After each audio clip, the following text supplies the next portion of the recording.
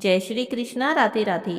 आज है माघ महीने का बुधवार और आज इस वीडियो में हम बुधवार की कथा सुनेंगे, गणेश भगवान की कहानी सुनेंगे, माघ महीने के आज का अध्याय सुनेंगे और आज सुनी जाने वाली कहानियां सुनेंगे। सबसे पहले सुन लेते हैं बुधवार की कहानी। बोलिए बुद्ध भगवान की जय हो। किसी गांव में एक साहूकार रहता था। साहूकार के बेटे का अभी अभी विवाह हुआ था। साहूकार का बेटा पहली बार अपनी पत्नी का गोना कराने जा रहा था। तो जब वो जाने लगा, उस दिन बुधवार का दिन निकला। उसकी माँ मना करने लगी कि आज तो बुधवार है, आज तुम अपनी पत्नी को गोना कराने मत जाओ। लेकिन वो नहीं माना, कहने लगा नहीं, मैं तो आज ही गोना करा कर लाऊंगा। माँ ने बहुत मना किया पर माना नहीं, चला गया। ससुराल पहुंचा और जाकर कहने लगा कि मैं तो अपनी पत्नी का गोना कराने आया हूँ। अब उसकी सास भी मना करने लगी कि भाई आज तो बुधवार का दिन है, आज तो मैं अपनी बेटी ना भेजूंगी। तो कहने लगा नहीं, मैं तो आज ही लेकर जाऊंगा।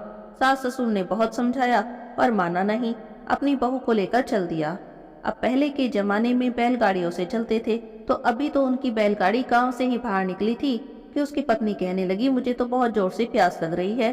उसने कहा कि देखता हूँ, चलो कहीं पानी मिल जाए। तो वो पानी की खोज में चला गया। चलते चलते बहुत दूर निकल गया पर उसे पानी नहीं मिला। इतने में पीछे से बुद्ध भगवान उसी का रूप धारण करके पानी लेकर आ गए। उसकी पत्नी ने पानी पी लिया और बुद्ध भगवान उसकी पत्नी के पास ही बैठ गए। वो पानी ढूंढता रहा, नहीं मिला। फिर बहुत दूर जाने पर उसे एक कुआं दिखाई दिया। उसने कुएं से पानी भरा, वापस आया तो देखा उसकी पत्नी तो किसी के साथ बैठी है। उसे बहुत गुस्सा आया। पास जाकर देखा तो बिल्कुल उसके जैसा रंग रूप, उसके जैसे कपड़े, उसकी जैसी वेशभूषा। अब तो लड़के का माथा घूम गया, ये है कौन जो बिल्कुल मेरे जैसा दिखाई देता है। तो पास जाकर कहने लगा, तो कौन, तू मेरी पत्नी के पास क्यों बैठा है। तो बुद्ध भगवान बोले, अरे कैसी बातें कर रहा है, ये तो मेरी पत्नी है। अब वो लड़की भी बेचारी चकरा गई। दोनों देखने में बिल्कुल एक जैसे कपड़े पहन रखे, एक जैसी कद काठी। वो भी सोच में पड़ गई, इसमें से मेरा असली पति कौन है। अब वे दोनों भी आपस में लड़ने लगे। एक कहता मेरी पत्नी है, दूसरा कहता मेरी पत्नी है। झगड़ा बढ़ता चला गया, पंचायत तक पहुंच गया। तब किसी ने जाकर उसके सास ससुर को खबर करी कि ऐसे ऐसे आपका तो जमाई वहां लड़ रहा है। वे दोनों भी भागते हुए आए। देखा तो बुद्ध भगवान उसके जैसा वेश बनाए खड़े थे। वे भी देख के चकरा गई, ये दो जमाई कहाँ से आ गए। अब पंचायत के सामने सारा मसला रखा गया। तब उसकी सास रोती रोती कहने लगी, मैंने तो पहले ही कहा था बुधवार को विदा कराकर मत लेकर जा, अब देख क्या हो गया। अब तो सरपंच जी सारा माजरा समझ गए। उन्होंने एक करवा मंगाया और करवा मंगाकर बीच में धर दिया और बोले कि तुम दोनों में से जो मच्छर बनकर इस करवे में से निकल जाएगा उसी की पत्नी कही जाएगी। अब बुद्ध भगवान तो बुद्ध भगवान थे, उन्होंने तो झट से मच्छर का रूप बनाया और करवे में घुस गए। अब जैसे ही बुद्ध भगवान करवे में घुसे, सरपंच जी ने करवा बंद करवा दिया और कहने लगे कि तुमने बुधवार नहीं माना, इस कारण तुम्हारे सामने ये विघ्न उत्पन्न हुआ है। बुधवार के दिन बहू के भाई और सासरे जमाई किसी को भी नहीं जाना चाहिए। बुधवार के दिन बेटी को विदा नहीं करना चाहिए, बहू नहीं बुलानी चाहिए। अब तो लड़के की समझ में सारी बात आ गई। उसने बुधवार भगवान से माफी मांगी, हे बुद्ध भगवान, जैसे आपने उसी नाटक दिखाया ऐसा किसी को भी मत दिखाना। कहते सुनते हुंकारा भरते सबकी मनोकामना पूरी करना। बोलिए बुद्ध भगवान की जय हो। अब सुनते हैं गणेश जी की कहानी। बोलिए गजानन गणेश जी की जय हो। एक समय की बात है, गणेश जी महाराज एक सेठ जी के खेत से होकर गुजर रहे थे। तब उन्होंने उत्सुकता से 12 दाने अनाज के तोड़ लिए। अब 12 दाने अनाज के तो तोड़ लिए, लेकिन गणेश जी के मन में आया कि अरे ये तो सेठ जी के यहाँ चोरी हो गई।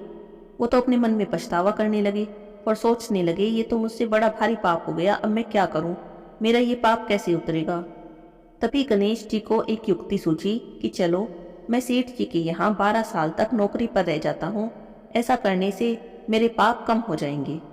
बस गणेश जी ने एक बालक का रूप धारण किया और सेठ जी के घर चले गए और कहने लगे, सेठ जी मुझे आप अपने यहाँ काम पर रख लो। अब सेठ जी को नौकर की जरूरत थी, उन्होंने उसे काम पर रख लिया। अब सेठ जी के यहाँ गणेश जी नौकर बनकर रहने लगे, कुछ काम करने लगे।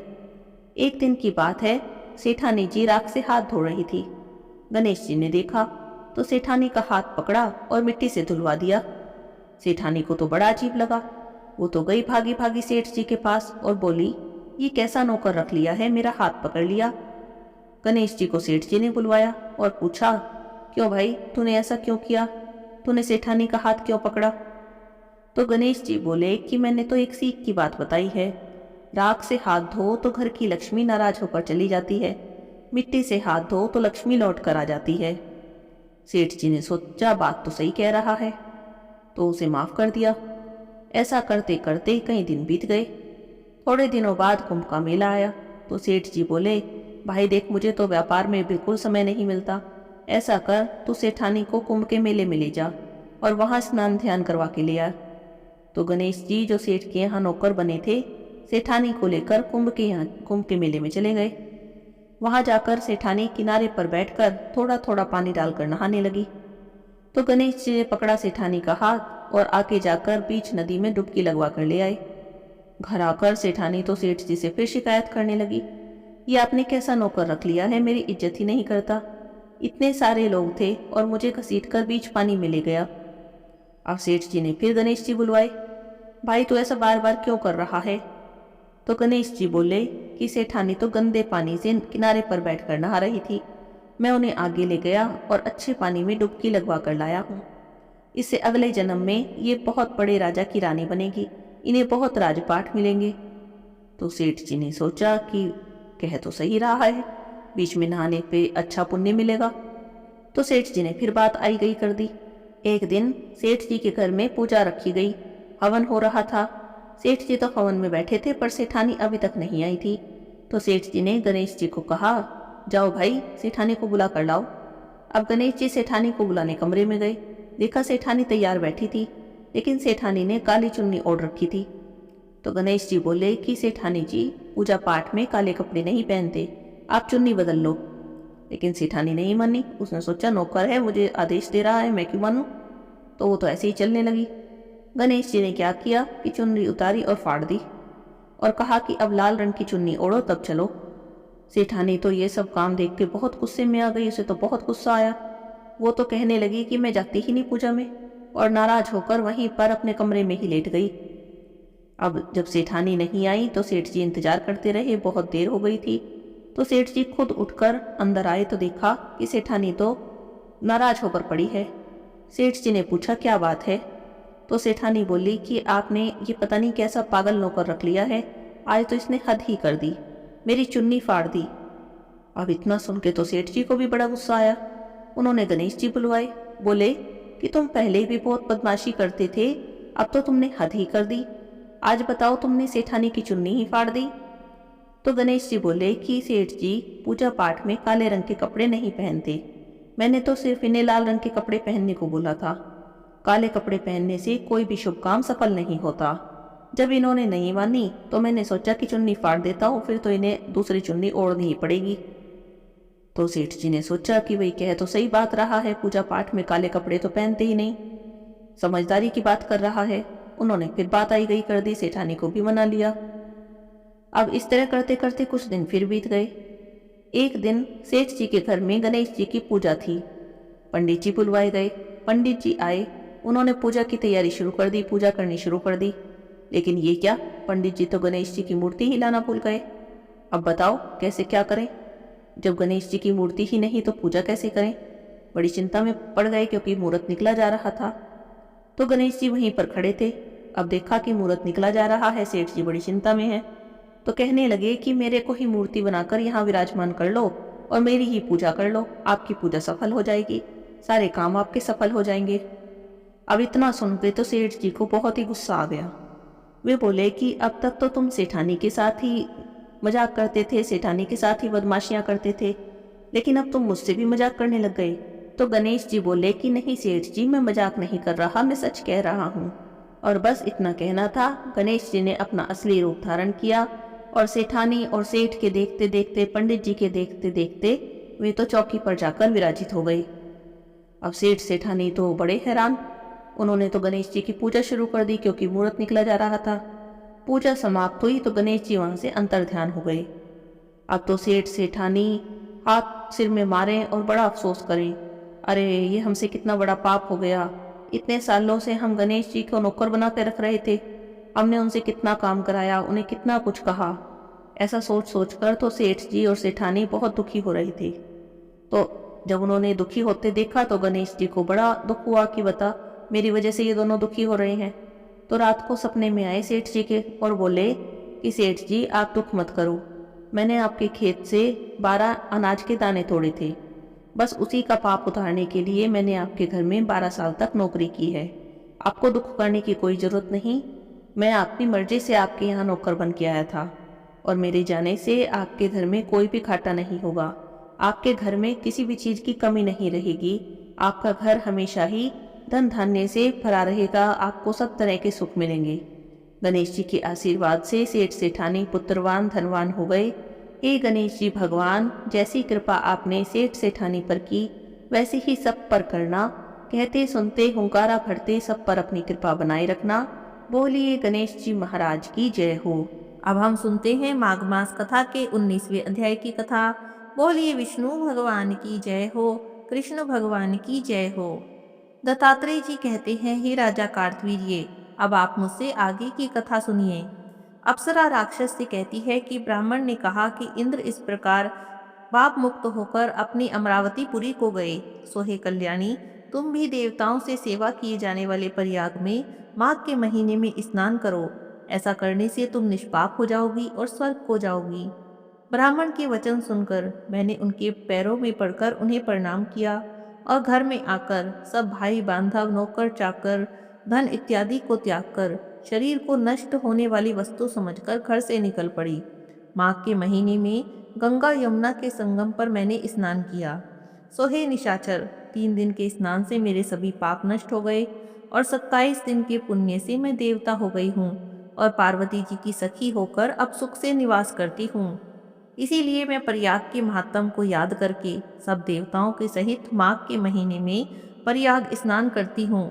मैंने अपना सब वृतांत तुमसे कह दिया। तुम भी इस योनि में पड़ने और कुरूप होने का सब कारण मुझसे कहो।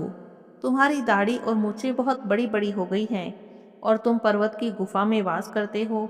इसका क्या कारण है? किस पाप के कारण तुम्हारी यह दशा हुई है? तब वह निशाचर कहने लगा, हे भद्रे, सज्जनों से तो गुप्त बात कहने में भी कोई हानि नहीं होती। मुझे अब कोई संशय नहीं रहा कि तुम ही मेरा उद्धार करोगी। सो मैं अपना सब वृतांत तुमसे कहता हूँ। मैं काशी में रहता था, वेदों का ज्ञाता था और बड़े उच्च कुल के ब्राह्मण के घर में मेरा जन्म हुआ था। मैंने राजा पापी वैश्यों से अनेक प्रकार के दान लिए। मैंने दान लेने में तो चांडाल को भी नहीं छोड़ा था। उस जन्म में मैंने कभी कोई धर्म नहीं किया, कोई पूजा पाठ व्रत उपवास कुछ भी नहीं किया, कभी किसी को दान नहीं दिया। वहीं पर मेरी मृत्यु हो गई। तीर्थ स्थान पे मरने के कारण मैं नरक में नहीं गया। पहले 2 बार गिद्ध योनि में, 3 बार व्याघ्र योनि में, 2 बार सर्प की योनि में, 1 बार उल्लू की योनि में और अब 10वीं बार राक्षस की योनि में आया हूँ और सैकड़ों वर्षों से इसी योनि में हूँ। इस स्थान को 3 योजन तक मैंने जंतुहीन कर दिया है। बिना अपराध के बहुत से प्राणियों को मैंने नष्ट किया है। इस कारण मेरा मन भी बहुत दुखी है। तुम्हारे दर्शनों से चित्त में कुछ शांति आई है, क्योंकि सज्जनों का संग तो तुरंत ही सुखदायी होता है। मैंने अपने दुख के कारण आपसे कहे हैं और सज्जन लोग सदैव दूसरे के दुख से दुखी होते हैं। अब तुम ही बताओ, इस दुख रूपी समुद्र को मैं कैसे पार कर सकता हूँ? क्या क्षीर सागर हंस को ही दूध देता है, बगुले को नहीं? दत्तात्रेय जी कहते हैं, इस प्रकार उसके वचन सुनकर कांचन मालिनी ने कहा, हे राक्षस, मैं अवश्य तुम्हारा कल्याण करूंगी। मैंने दृढ़ प्रतिज्ञा की है, तुम्हारी मुक्ति के लिए प्रयत्न करूंगी। मैंने बहुत बार प्रयाग में स्नान किया। वेदों को जानने वाले ऋषियों ने दुखी को दान देने की प्रशंसा की है। समुद्र में जल बरसाने का भला क्या लाभ? प्रयाग में स्नान करने के 1 बार का फल मैं तुम्हें देती हूँ और उसी से तुम्हें स्वर्ग की प्राप्ति हो जाएगी। उसके फल का अनुभव मैं कर चुकी हूँ। तब उस अप्सरा ने अपने गीले वस्त्रों का जल निचोड़ा अपने हाथ में लिया और माघ स्नान के फल को राक्षस को अर्पण कर दिया। उसी समय वह पुण्य प्राप्त कर उसने राक्षसी शरीर को छोड़ दिया और तेजोमय सूर्य के समान देवता रूप हो गया। आकाश में विमान पर चढ़कर अपनी कांति से चारों दिशाओं को प्रकाशित करने लगा। इस प्रकार शोभायमान हुआ। वह कहने लगा, ईश्वर ही जानता है तुमने मुझ पर कितना उपकार किया है। अब भी कृपया मुझे कुछ शिक्षा दो जिससे कि मैं कभी पाप न करूं। अब मैं तुम्हारी आज्ञा से स्वर्ग को जाऊंगा। तब कांचन मालिनी ने कहा कि सदैव धर्म की सेवा करो, काम रूपी शत्रु को जीतो, दूसरे के गुण और दोष का वर्णन मत करो, शिव और वासुदेव का पूजन करो, इस देह का मोह मत करो, पत्नी पुत्र धन आदि की ममता में मत पड़ो, सत्य बोलो, वैराग्य भाव धारण करके योगी बनो। ये मैंने तुमसे धर्म के सब लक्षण कहे हैं। अब तुम देवता रूप हो गए हो, शीघ्र ही स्वर्ग को जाओ। दत्तात्रेय जी कहते हैं, इस प्रकार गंधर्वों से शोभित वह राक्षस कांचन मालिनी को नमस्कार करता हुआ स्वर्ग को चला गया। देव कन्याओं ने वहां आकर कांचन मालिनी पर पुष्पों की वर्षा की और प्रेम पूर्वक कहा, हे भद्रे, तुमने इस राक्षस का उद्धार किया है। इस दुष्ट के डर से कोई भी इस वन में प्रवेश नहीं करता था। अब हम यहाँ पर निडर होकर आ सकती हैं। इस प्रकार कांचन मालिनी ने उस राक्षस का उद्धार किया और प्रेम पूर्वक देव कन्याओं के साथ क्रीड़ा करते हुए भगवान शिव के स्थान को गई। आगे की कथा में क्या हुआ, इसका वर्णन अगले अध्याय में सुनेंगे। आज की कथा को यहीं पर विराम करते हैं। बोलिए विष्णु भगवान की जय हो, कृष्ण भगवान की जय हो। बहुत समय पहले की बात है। एक राज्य में एक राजा रहते थे। राजा बड़े ही प्रजा प्रेमी थे और सबका भला चाहते थे। उनके राज्य में उनके परिवार को, उनकी प्रजा को किसी भी तरह की कोई कमी नहीं थी। सभी लोग बहुत खुशहाल और सुख शांति से रहते थे। लेकिन राजा को एक बहुत भारी चिंता थी। राजा रानी के कोई भी संतान नहीं थी। एक दिन की बात है, राजा सुबह सवेरे जब सैर पर निकले तो एक स्त्री अपने घर के बाहर झाड़ू लगा रही थी। राजा को देखते ही बोली, हे भगवान, आज सुबह सवेरे कैसे वंशहीन आदमी का चेहरा देख लिया। आज का दिन तो बहुत ही खराब जाएगा। राजा ने यह बात सुनी तो अनसुनी करके अपने महल में वापस आ गई। राजा पूरे दिन इसी घटना को याद करके दुखी और परेशान होते रहे। रात के भोजन के समय जब उनकी रानी ने उन्हें चिंतित देखा तो उनकी चिंता का कारण पूछा तो उन्होंने कुछ नहीं कहकर बात टाल दी। लेकिन जब रानी ने बार बार पूछा तो राजा ने बता दिया कि सुबह मेरे साथ क्या हुआ था। राजा की बात सुनकर रानी को भी बहुत दुख हुआ। वे भी अपनी प्रजा की देखभाल करने में कोई कमी नहीं रखती थी, लेकिन फिर भी संतान न होने की वजह से लोग राजा का चेहरा देखना अशुभ मानते हैं। इस बात को सुनकर रानी भी परेशान हो गई। रानी को भी चिंता होने लगी। रानी को उदास और चिंतित देखकर दासी पूछने लगी कि रानी साहिबा, क्या बात है, आप कुछ परेशान दिखाई दे रही हैं। रानी ने टालना चाहा, लेकिन दासी भी बार बार पूछने लगी। तो रानी ने अपनी सेविका को राजा के साथ जो सुबह बात हुई थी सारी बात बता दी। तब रानी की दासी ने उन्हें विश्वास दिया कि अगर आप मेरी बात मानो और जैसा मैं कहती हूँ बिल्कुल वैसा ही करते रहो तो आपकी सारी चिंता दूर हो जाएगी। रानी ने अपनी दासी की बात मान ली। रानी की दासी ने अगले दिन पूरे राज्य में मुनादी फिरवा दी कि रानी गर्भवती है। इस बात को सुनकर राजा बहुत खुश हुए और उन्होंने ढेर सारे उपहार दिए। जब राजा रानी से मिलने जाने लगे तो दासी ने उन्हें रोक दिया और कहने लगी कि जब तक रानी के बालक नहीं हो जाता तब तक आप रानी के कक्ष में प्रवेश नहीं कर सकते। राजा ने बहुत समझाया पर दासी नहीं मानी और राजा को वहां से वापस भेज दिया। उधर रानी बैठे बैठे परेशान हो रही थी कि दासी के कहने पर रानी ने राजा से ही नहीं बल्कि पूरी प्रजा से झूठ बोला है कि वह गर्भवती है। इसी तरह धीरे धीरे करके 9 महीने पूरे हो गए। अब तो रानी को दिन रात चिंता सताने लगी। रानी बहुत बड़ी मुसीबत में फंस गई थी। उन्हें पता था कि राजा जी तो कभी भी आएंगे और पूछेंगे, बताओ हमारा बालक कहाँ है। तब मैं क्या जवाब दूंगी। रानी ने ये सारी बात दासी से कही, लेकिन दासी कहने लगी, आप मेरा विश्वास करो और जैसा मैं कहती हूँ वैसा ही करते रहो। जब 9 महीने पूरे हो गए तो दासी ने पूरे राज्य में मुनादी फिरवा दी कि रानी ने एक बहुत ही सुंदर पुत्र को जन्म दिया है। यह सुनकर राज्य में सभी लोग बहुत प्रसन्न हुए और राजा भी बहुत प्रसन्न हुए। अपने पुत्र को देखने के लिए रानी के कमरे में जाने लगे तो दासी ने दरवाजे पर ही रोक दिया और कहने लगी कि राजा जी, आपने इतनी प्रतीक्षा की है, थोड़ी प्रतीक्षा और कर लो। आपको अपने पुत्र का मुख थोड़े समय बाद ही देखना है। अब दासी ने नगर में फिर मुनादी फिरवा दी कि राजकुमार का नामकरण संस्कार हो गया। कुछ समय बीता तो मुनादी करवा दी कि राजकुमार का मुंडन संस्कार हो गया। लेकिन राजा जी ने अभी भी अपने पुत्र का मुख नहीं देखा था। अब तो राजा से नहीं रहा गया। राजा रानी के कक्ष में रानी से मिलने गए तो दासी ने फिर से दरवाजे पर रोक दिया और कहने लगी कि महाराज, अभी आप अपने पुत्र को नहीं देख सकते। ये शुभ संकेत नहीं है। आप अपने पुत्र को तभी देख पाएंगे जब वह 12 वर्ष का हो जाएगा। जब उसकी आयु 12 वर्ष की हो जाएगी और उसका विवाह होगा तो अपने पुत्र का मुख आप विवाह मंडप में देख पाएंगे। और यह कहकर दासी ने रानी का कमरा अंदर से बंद कर दिया। राजा को गुस्सा तो बहुत आ रहा था, लेकिन अपने पुत्र के जीवन की सलामती के लिए उन्होंने दासी की ये बात भी मान ली। धीरे धीरे समय बीतता रहा और 12 वर्ष पूरे हो गए। 12 वर्ष पूरे होने पर दासी ने राजा से कहा कि महाराज, आपका पुत्र 12 वर्ष का हो गया है। अब आप उसके लिए बहू ढूंढना शुरू कर दें और शादी की तैयारी भी शुरू करवा दें। राजा ने अपने पुत्र के लिए दूर देश से एक बहुत सुंदर राजकुमारी से अपने पुत्र का विवाह तय कर दिया। पूरे राज्य में राजकुमार की शादी की तैयारियां होने लगी। दूसरी तरफ दासी ने 1.25 मन चावल का आटा मंगाया। उस आटे से उसने एक बहुत ही सुंदर 12 वर्ष के बालक जितना पुतला बनवाया। उस पुतले पर मेवों से बहुत सुंदर सजावट कर दी। उसके बाद दासी ने पुतले को एक बिल्कुल दूल्हे की तरह से सजा दिया। एक पालकी मंगाई और दासी ने उस चावल के पुतले को बहुत ही सुगंधित करके उस पालकी में बिठा दिया। दासी ने राजा से प्रार्थना की कि राजकुमार केवल मेरे साथ ही रहे हैं, इसीलिए उनकी बारात में उनकी पालकी में मुझे उनके साथ ही बैठना होगा। दासी की यह बात भी राजा ने स्वीकार कर ली। बारात चल पड़ी। चलते चलते बारात एक घने जंगल से निकली। रास्ते में संकटा माता का मंदिर था तो वहां पर दासी ने विश्राम करने को कहा। इसके बाद दासी चावल के पुतले को पालकी में ही छोड़कर कुएं से पानी पीने चली गई। जंगल में संकटा माता और उनकी सहेलियां थीं। उन्हें बहुत अच्छी खुशबू आई और उन्होंने देखा कि यह खुशबू तो एक पालकी से आ रही है। संकटा माता और उनकी सहेलियों ने पालकी में झांक कर देखा तो पता चला कि पालकी में तो एक बहुत ही विशाल मानव रूपी मिठाई रखी है।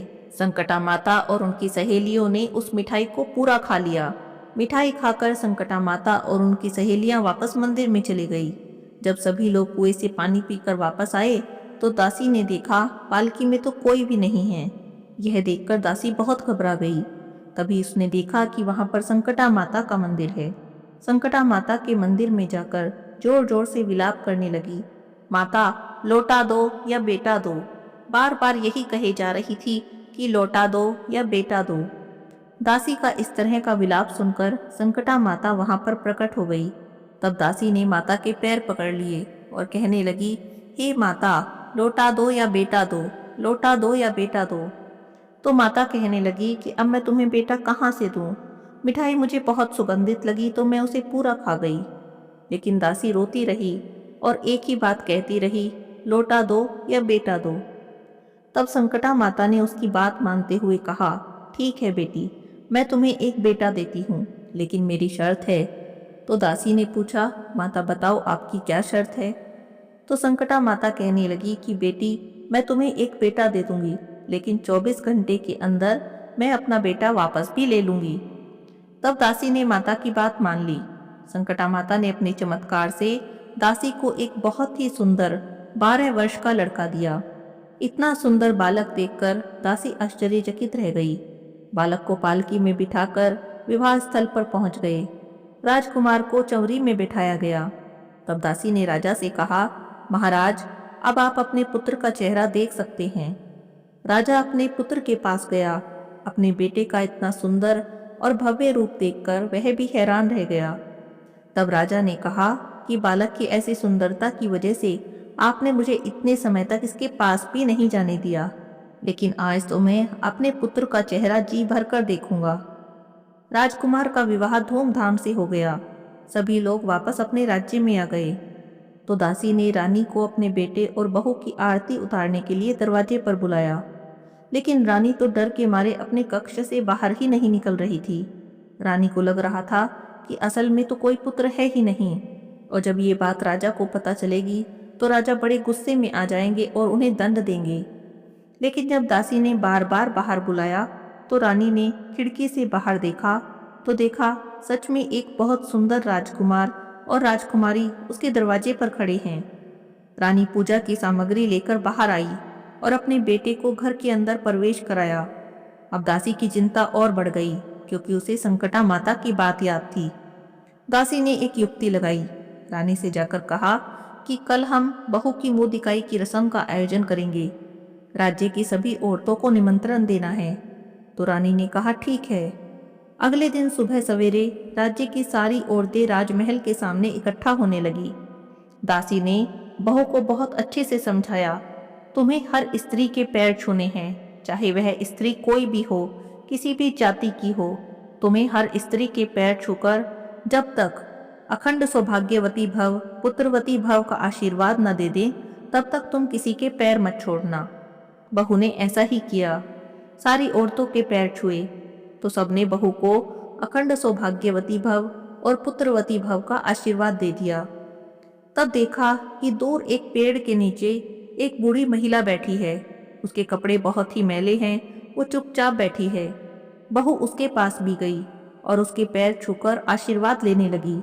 तो बुढ़िया माई ने बहू को सुखी रहने का, खुश रहने का आशीर्वाद दे दिया। लेकिन बहू ने बुढ़िया माई के पैर नहीं छोड़े। तब बुढ़िया माई के मुंह से अचानक ही निकल गया, अखंड सौभाग्यवती भव, पुत्रवती भव। तभी दासी भागते भागते वहां पर आई और बुढ़िया माई से कहने लगी, हे माता, हमने आपको पहचान लिया है। अब आप अपना बेटा वापस नहीं ले सकती, क्योंकि आपने बहू को अखंड सौभाग्यवती भव रहने का और पुत्रवती होने का आशीर्वाद दिया है। अगर आप अपना बेटा ले लेंगी तो बहू अखंड सौभाग्यवती कैसे रहेगी और पुत्रवती कैसे होगी। यह सुनकर संकटा माता हंसने लगी और कहने लगी, तुम तो बहुत चतुर हो, तुमने मुझे हरा दिया। इस प्रकार दासी, रानी, राजा, राजकुमार और उसकी पत्नी बड़े सुख समृद्धि के साथ बड़े सुख से रहने लगे। हे संकटा माता, जिस प्रकार आपने रानी को पुत्र देकर उनके संकट को दूर किया, दासी की प्रार्थना सुनकर उनके संकट को दूर किया, उसी प्रकार आप हमारे जीवन के संकट को दूर करना और हमारा जीवन भी सुख समृद्धि से भर देना। बोलिए संकटा माता की जय हो। अब सुनते हैं अन्नदान के भंडारे भरने वाली सीता माता की कहानी। बोलिए सीता माता की जय हो। राम आए लक्ष्मण आए, देश के पुजारी आए, नित नेम का नेम लाए, आओ राम बैठो राम, तपी रसोई जीवो राम, माखन मिश्री खाओ राम, दूध बताशा पियो राम, सूत के पलका मुठो राम, शाल दुशाला पुठो राम, शाल दुशाला ओढ़ो राम, जब बोलो जब राम ही राम, राम सवारे सबके काम, हल्ली घर भंडार भरेंगे, सबका बेड़ा पार करेंगे। श्री राम जय जय राम, श्री राम जय जय राम। सीता माता कहानी कहती और श्री राम सुना करते। एक दिन श्री राम को किसी काम से बाहर जाना पड़ गया, तो सीता माता कहने लगी, भगवान, मेरा तो 12 वर्ष का नितनेम है, अब आप बाहर जाएंगे तो मैं अपनी कहानी किसे सुनाऊंगी। तब श्री राम ने कहा, तुम कुएं की पाल पर जाकर बैठ जाना, वहां जो औरतें पानी भरने आएंगी उन्हें तुम अपनी कहानी सुना देना। सीता माता कुएं की पाल पर जाकर बैठ गई। एक स्त्री आई, उसने रेशम जरी की साड़ी पहन रखी थी, सोने का घड़ा ले रखा था। सीता माता ने उसे देखा तो कहा, बहन, मेरा 12 वर्ष का नितनेम है, तू मेरी कहानी सुन ले। तब वह कहने लगी, मैं तुम्हारा नितनेम सुनूंगी तो मुझे घर जाने में देर हो जाएगी और मेरी सास मुझसे लड़ेगी। उसने कहानी नहीं सुनी और अपने घर चली गई। घर जाते जाते उसकी रेशम जरी की साड़ी फट गई, सोने का घड़ा मिट्टी का घड़ा हो गया। जब घर गई तो सास ने देखा तो पूछा, अरे बहू, ये किसका दोष अपने से ले आई है। तो बहू कहने लगी, माँ जी, कुएं पर एक औरत बैठी थी, कह रही थी मेरी कहानी सुन ले। मैंने कहानी नहीं सुनी तो उसका ये पल हो गया। बहू की बातें सुनकर अगले दिन सास वही साड़ी पहनकर गई और वही घड़ा लेकर कुएं की पाल पर गई। सास को सीता माता बैठी पाई तो सीता माता कहने लगी, बहन, अगर तुम्हारे पास समय हो तो मेरी कहानी सुन लो। तो सास कहने लगी, बहन, कहानी एक बार छोड़ 4 बार सुन लूंगी। तब सीता माता कहानी सुनाने लगी।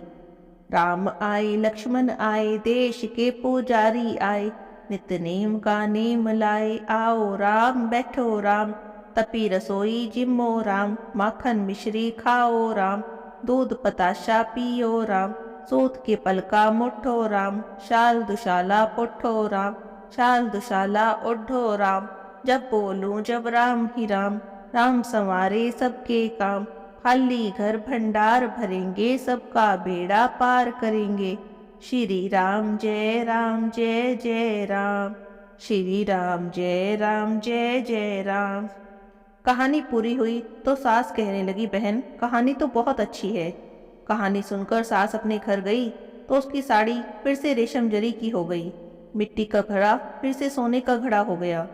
बहू कहने लगी, सासू माँ आपने ये सब कैसे कर दिया? तो सास बोली, बहू तू दोष लगा कर आई थी और मैं दोष उतार कर आ रही हूँ। बहू ने पूछा कि ऐसी वो कौन थी? तो सास बोली कि वो सीता माता थी, पुराने से नया कर देती है, खाली घर भंडार भर देती है, लक्ष्मी जी का घर में वास कर देती है, जो भी मन में इच्छा हो उसे पूरी कर देती है। तब बहू कहने लगी, माँ जी फिर तो ऐसी कहानी मुझे भी सुना दो। तो सास कहने लगी, ठीक है भाई तुम भी सुन लो। सास ने कहानी कही और बहू ने सुनी। राम आए लक्ष्मण आए, देश के पुजारी आए, नित्य नेम का नेम लाए, आओ राम बैठो राम, तपी रसोई जिम्मो राम, माखन मिश्री खाओ राम, दूध बताशा पियो राम, सूत के पलका मुठो राम, शाल दुशाला पुट्ठो राम, शाल दुशाला ओढ़ो राम, जब बोलूं जब राम ही राम, राम संवारे सबके काम, खाली घर भंडार भरेंगे, सबका बेड़ा पार करेंगे, श्री राम जय जय राम, श्री राम जय राम। कहानी पूरी हुई तो बहू बोली कि सासू जी कहानी तो बहुत अच्छी है। तब सास बोली, हाँ कहानी बहुत अच्छी है, अब हम इसे रोज कहा करेंगे। अब सास बहू दोनों सुबह उठती, नहाती धोती, पूजा पाठ करने के बाद नित्य नेम की सीता माता की कहानी कहती। एक दिन की बात है, पड़ोस से एक औरत आई और कहने लगी, बहन जरा सी आँच दे दो। तो वह बोली कि अभी हमने आँच नहीं जलाई। तब पड़ोसन बोली, तुम सुबह 4 बजे से उठी हो, फिर क्या कर रही हो? तब उन्होंने कहा, सुबह से उठकर हम नहाते धोते हैं, पूजा करते हैं, फिर सीता माता की नित्य नेम की कहानी कहते हैं। पड़ोसन ने उनकी बातें सुनकर कहा कि सीता माता की नित्य नेम की कहानी कहने से क्या होता है? तो वे बोली, इस कहानी को कहने से घर में अन्न धन के भंडारे भर जाते हैं, सारे काम सिद्ध हो जाते हैं, मन में कोई भी इच्छा हो वो पूरी हो जाती है। तब पड़ोसन बोली, बहन ऐसी कहानी तो तुम मुझे भी सुना दो। अब सास ने कहानी कही और पड़ोसन ने सुनी। राम आए लक्ष्मण आए, देश के पुजारी आए, नित्य नेम का नेम लाए, आओ राम बैठो राम, तपी रसोई जिम्मो राम, माखन मिश्री खाओ राम, दूध बताशा पियो राम, सूत के पलका मुठो राम, शाल दुशाला पुट्ठो राम, शाल दुशाला ओढ़ो राम, जब बोलूं जब राम ही राम, राम संवारे सबके काम, खाली घर भंडार भरेंगे, सबका बेड़ा पार करेंगे, श्री राम जय जय राम, श्री राम जय राम। कहानी सुनने के बाद पड़ोसन कहने लगी, बहन कहानी तो मुझे भी बहुत अच्छी लगी।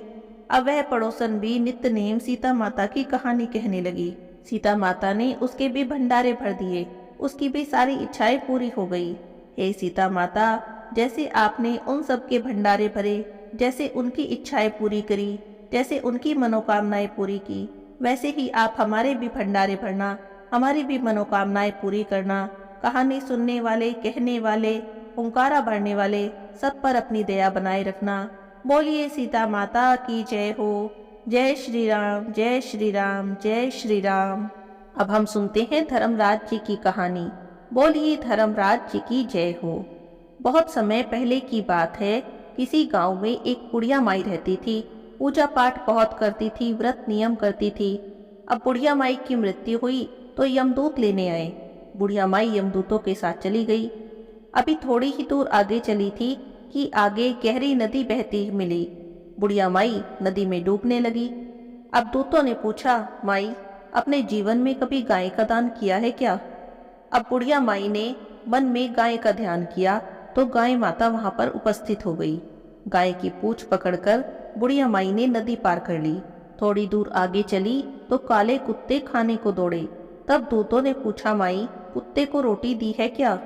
अब बुढ़िया माई ने कुत्तों का ध्यान किया तो कुत्ते वहां से चले गए। थोड़ी दूर आगे चली तो काले कौवे बुढ़िया माई को चोंच मारने लगे। अब दूत कहने लगे कि क्या कभी ब्राह्मण की बेटी को सिर में तेल लगाने को दिया है? बुढ़िया माई ने ब्राह्मण की बेटी को याद किया तो कौवों ने चोंच मारना छोड़ दिया। बुढ़िया माई आगे चली तो पैरों में कांटे चुभने लगे। तब दूत कहने लगे, माई क्या तुमने अपने जीवन में कभी चप्पल का दान किया है? बुढ़िया माई ने जब अपना दान याद किया तो पैरों में चप्पल आ गई। थोड़ी दूर आगे चली तो चित्रगुप्त जी ने दूतों से कहा कि तुम किसे ले आए हो? तब वे कहने लगे कि बुढ़िया माई ने दान पुण्य तो बहुत किया पर धर्मराज जी के नाम पर कुछ भी नहीं किया, इसीलिए आगे के द्वार बंद हैं। बुढ़िया माई कहने लगी, अब मैं क्या करूं? मुझे आप एक काम करो, 7 दिन के लिए वापस धरती पर भेज दो। 7 दिनों तक धर्मराज जी की कहानी सुनूंगी, धर्मराज जी की पूजा करूंगी और उद्यापन करने के बाद वापस आ जाऊंगी।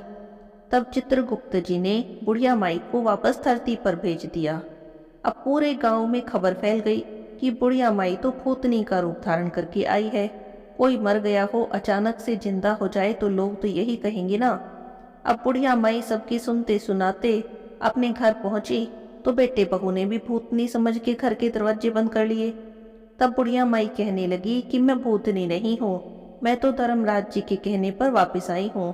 मैं नियम से धर्मराज जी की कहानी सुनूंगी, व्रत करूंगी, उद्यापन करूंगी और फिर वापस चली जाऊंगी। तब उसकी बात सुनकर उसके बेटे ने उद्यापन पूजा की सारी सामग्री उसे ला कर दे दी। सबने कहानी सुनी लेकिन कहानी का हुंकारा किसी ने भी नहीं भरा। तब बुढ़िया माई पड़ोसन के पास गई और पड़ोसन से कहने लगी कि तुम मेरी कहानी सुन लो। पड़ोसन कहानी सुनने लगी। पड़ोसन ने कहानी भी सुनी और हुंकारा भी पढ़ दिया। बुढ़िया माई ने 7 दिन तक धर्मराज जी की कहानी कही, व्रत किया और फिर व्रत का उद्यापन किया, सभी सामान को दान कर दिया। तब धर्मराज जी ने बुढ़िया माई के लिए धरती पर विमान भेजा। विमान देखा तो सभी गांव वाले भी कहने लगे कि स्वर्ग तो हम भी जाएंगे। बुढ़िया माई बोली कि मेरी कहानी का हुंकारा तो बस पड़ोसन ने ही भरा है, इसीलिए पड़ोसन मेरे साथ जाएगी। तो सभी गांव वालों ने बुढ़िया माई के पैर पकड़ लिए और कहने लगे कि आप हमें फिर से धर्मराज जी की कहानी सुना दो। अब बुढ़िया माई ने सबको धर्मराज जी की कहानी सुना दी। कहानी सुनने के बाद सभी लोग विमान पर बैठकर स्वर्ग में गए। तब धर्मराज जी कहने लगे कि मैंने तो सिर्फ बुढ़िया माई के लिए विमान भेजा था, ये सारे गांव वाले यहाँ पर क्यों आ गए हैं? बुढ़िया माई बोली कि मेरी कहानी इन सभी ने सुनी है, मुझे जो भी पुण्य मिला है उसमें से आधा पुण्य इन्हें भी दे दो। तब धर्मराज जी ने सभी गांव वासियों को स्वर्ग में वास दिया। हे धर्मराज जी, जैसे आपने बुढ़िया माई को स्वर्ग में वास दिया, धर्मराज जी की कहानी कहते सुनते हुंकारा भरते सभी को स्वर्ग में वास देना और सभी की मनोकामना पूरी करना, सब पर अपनी कृपा बनाए रखना। बोलिए धर्मराज जी की जय हो। तपसी लपसी की कहानी। एक तपसी था और एक लपसी था, दोनों आपस में मित्र थे। तपसी तो सदा भगवान की सेवा करता, उनकी पूजा करता और रोज तपस्या करता। लपसी को पूजा पाठ नहीं आता था। वो रोज 1.25 सेर की लापसी बनाता, भगवान को भोग लगाता, घंटी बजाता, जीम कर चद्दर तान कर सो जाता। एक दिन की बात है, दोनों दोस्तों में बहस छिड़ गई कि कौन भगवान का सबसे बड़ा भक्त है। तो तपसी ने कहा कि मैं बड़ा भक्त हूँ और लपसी कहने लगा कि नहीं, भगवान का सबसे बड़ा भक्त तो मैं ही हूँ। लपसी बोला कि तुम भक्त कैसे हुए? मैं तो सारा दिन भगवान की भक्ति करता हूँ, पूजा करता हूँ, भगवान की तपस्या करता हूँ, तो मैं बड़ा भक्त हूँ। तुम क्या करते हो? तुम तो बस भगवान को भोग लगाते हो और जीम कर चद्दर तान कर सो जाते हो। दोनों लड़ रहे थे। उसी समय नारद मुनि पृथ्वी पर घूमने के लिए आए। उन्होंने तपसी और लपसी को आपस में लड़ते झगड़ते देखा तो उनके लड़ने का कारण पूछने लगे। तब दोनों ने नारद मुनि को प्रणाम किया और अपनी अपनी समस्या बताई। तपसी कहने लगा कि नारद मुनि जी, मैं तो हमेशा भगवान की भक्ति करता हूँ, तपस्या करता हूँ, लेकिन लपसी कह रहा है कि भगवान का सबसे बड़ा भक्त वो ही है। तब लपसी बोला, नारद मुनि जी, मैं भगवान की पूजा पाठ की विधि नहीं जानता, मंत्र जाप की विधि भी नहीं जानता, बस मुझे तो इतना पता है कि सच्चे मन से सबकी सेवा करो, उसी से भगवान प्रसन्न हो जाते हैं। तो मैं तो भगवान को रोज 1.25 सेर की लापसी बनाता हूँ, भोग लगाता हूँ, और जिम कर सो जाता हूँ। मुझसे जितना हो सकता है सबकी सेवा करता हूँ और मदद करता हूँ, और मुझे लगता है कि प्राणी मात्र की सेवा करना ही भगवान की सच्ची भक्ति है। इसीलिए मैं अपने आप को भगवान का सच्चा और सबसे बड़ा भक्त मानता हूँ। तपसी और लपसी की बातें सुनकर नारद मुनि कुछ देर के लिए सोच में पड़ गए। फिर कुछ देर बाद कहने लगे कि तुम दोनों आपस में मत लड़ो। तुम दोनों में से कौन भगवान का सबसे बड़ा भक्त है, यह बात मैं सिद्ध कर दूंगा, लेकिन इस बात का फैसला मैं कल करूंगा। दोनों को नारद मुनि की बातों पर विश्वास था, इसीलिए दोनों प्रसन्न मन से अपने अपने घर चले गए। अगले दिन जब तपसी सुबह सुबह नदी पर स्नान करने के लिए जाने लगा, तो नारद मुनि ने उसके रास्ते में 1.25 करोड़ की एक अंगूठी रख दी। तपसी ने वह अंगूठी देखी तो उसने सोचा, ये तो बड़ी कीमती अंगूठी है, लगता है किसी की गिर गई है। उसने अंगूठी उठाकर देखा तो देखा वो तो बहुत महंगी थी, करोड़ों की अंगूठी थी। बस तपसी के मन में लालच आ गया। उसने सोचा कि इस अंगूठी को बेचकर मुझे बहुत सारे पैसे मिलेंगे, उससे मैं बहुत बड़े बड़े यज्ञ करूंगा, मंदिर बनवाऊंगा और भगवान की खूब भक्ति करूंगा और अपने आप को भगवान का सबसे बड़ा भक्त सिद्ध कर दूंगा। बस इसी लालच के कारण उसने वह अंगूठी अपने ही पास रख ली, और जब नहा धोकर तपस्या करने बैठा तो पैर के नीचे अंगूठी दबाकर बैठ गया। उधर लपसी ने रोज की तरह 1.25 सेर की लापसी बनाई और वह भगवान को भोग लगाने के लिए जाने लगा। तब नारद मुनि ने उसके रास्ते में भी बिल्कुल वैसे ही 1.25 करोड़ की एक अंगूठी रख दी। लपसी ने भी अंगूठी को देखा, उठाकर सोचने लगा, अरे ये तो बड़ी कीमती अंगूठी है, लगता है किसी की गिर गई। जिसकी गिरी है उसे कितना दुख हो रहा होगा। उसने अंगूठी उठाई और भगवान के मंदिर में चला गया। मंदिर में जाकर उसने भगवान को लापसी का भोग लगाया और उसके बाद वह अंगूठी भगवान के ही चरणों में रख दी। उसने सोचा कि जिसकी भी अंगूठी गिरी होगी वो भगवान से प्रार्थना करने के लिए मंदिर में तो जरूर आएगा, तो उसे अपनी अंगूठी यहीं पर मिल जाएगी। और ऐसा करने के बाद भगवान को भोग लगाकर लापसी जीम कर वो तो चद्दर तान कर सो गया। शाम हुई तो तपसी लपसी फिर से मिले। तभी वहां पर नारद जी आ गए तो दोनों नारद जी से पूछने लगे, कहिए नारद जी, हम दोनों में से भगवान का सबसे बड़ा भक्त कौन है? तब नारद जी बोले कि तुम दोनों में से सबसे बड़ा भगवान का भक्त तो लपसी है। तो तपसी तो चिढ़ गया, बोला, नारद जी आप ऐसा किस आधार पर कह रही हैं? तब नारद जी ने कहा कि सुबह मैंने तुम दोनों के रास्ते में करोड़ों करोड़ों की अंगूठी रखी थी। तब नारद जी ने कहा कि तुमने लालच किया, तुमने वह अंगूठी उठाकर रख ली, इसी कारण तुम्हारी तपस्या भंग हो गई है। और लपसी ने लालच नहीं किया, उसने वह अंगूठी भगवान के चरणों में चढ़ा दी, इस विचार के साथ कि जिसकी अंगूठी होगी वह यहाँ से उठाकर ले जाएगा। इसी कारण लपसी ही भगवान का सबसे बड़ा भक्त है। अब तो तपसी को अपनी भूल पर बहुत पछतावा हुआ। वो तो नारद जी के पैरों में गिर गया और जोर जोर से रोने लगा और कहने लगा, हे भगवान मुझ पर दया करो, मुझसे गलती हो गई, अब आप बताओ मेरी तपस्या का फल मुझे कैसे मिलेगा? तब नारद जी को उस पर दया आ गई और वो कहने लगे कि जो सारी कहानी कहकर तेरी कहानी नहीं कहेगा उसकी तपस्या का सारा फल तुझे मिल जाएगा। जो ब्राह्मण जिमाकर दक्षिणा नहीं देगा, जो साड़ी ब्लाउज देकर दक्षिणा नहीं देगा, तो उसकी तपस्या का, उसके पूजा पाठ का सारा फल तुझे मिल जाएगा।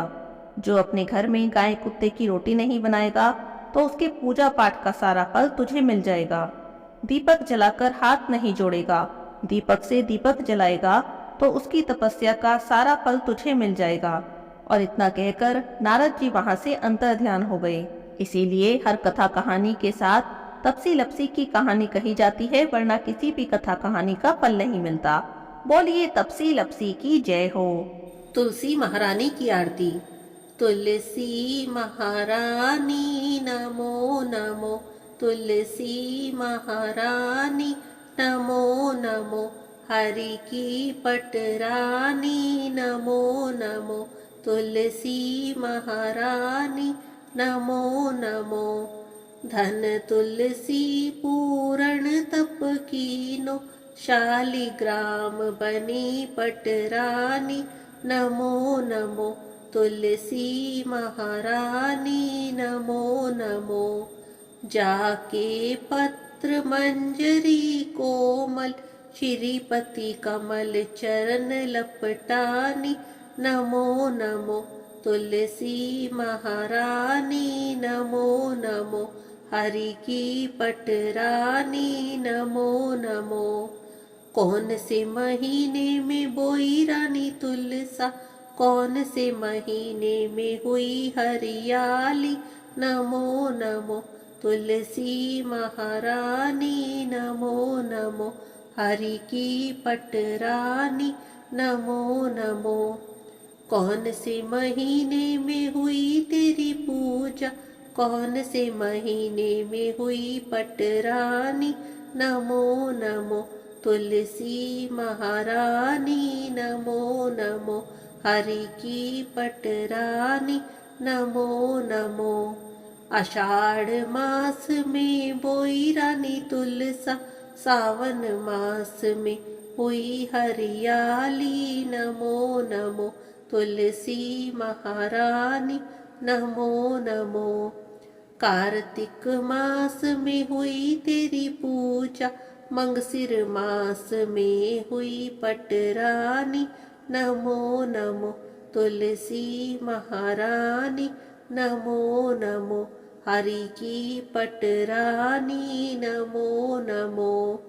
धूप दीप नैवेद्य आरती, पुष्पन की वर्षा बरसानी, नमो नमो तुलसी महारानी नमो नमो, हरि की पटरानी नमो नमो। 56 भोग 36 व्यंजन, बिन तुलसी हरि एक न मानी, नमो नमो तुलसी महारानी नमो नमो, हरि की पटरानी नमो नमो। जो तुलसी को सवेरे गाए, श्री कृष्ण के दर्शन पाए, नमो नमो तुलसी महारानी नमो नमो, हरि की पटरानी नमो नमो।